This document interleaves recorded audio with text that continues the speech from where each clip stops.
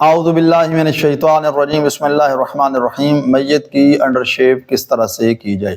آپ نے دیکھا ہوگا کہ ہمارے معاشرے میں جب ایک شخص دنیا سے رخصت ہوتا ہے تو اس کو 3 غسل دینے سے پہلے ایک غسل پاکیزگی کے لیے اس کو کرایا جاتا ہے۔ اس میں اس کی جو نجاست ہے پورے کے پورے بدن سے وہ دور کی جاتی ہے۔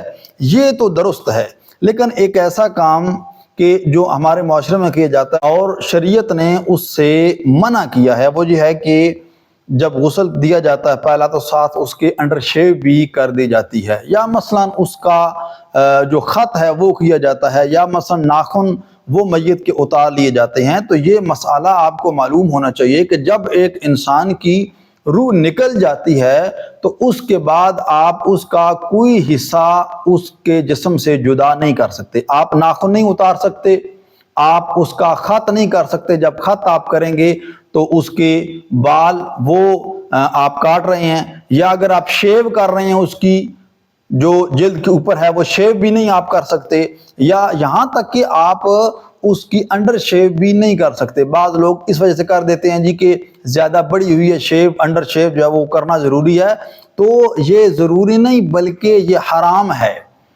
کوئی بھی چیز آپ اس کے جسم سے جدا نہیں کر سکتے۔ جب تک روح موجود ہے آپ وہ کام کر سکتے ہیں، ناخن اتار سکتے ہیں، شیو کر سکتے ہیں، اور اگر خط کرنا ہے وہ کر سکتے ہیں، یا مثلا انڈر شیو کرنی ہے وہ کر سکتے ہیں۔ لیکن جو ہی روح جدا ہوتی ہے جسم سے تو یہ سارے کے سارے کام یہ حرام ہوتے ہیں، کیونکہ خداوند کریم کی ایک امانت ہے۔ جس طرح بھی آپ کے پاس موجود ہے، جس حالت میں بھی آپ کے پاس ہے، آپ نے خدا کے حوالے کرنی ہے۔ دعا ہے خداوند کریم کی بارگاہ میں خداوند کریم ہم سب کو احکام الہیہ کے مطابق زندگی گزارنے کی توفیق عطا فرمائے۔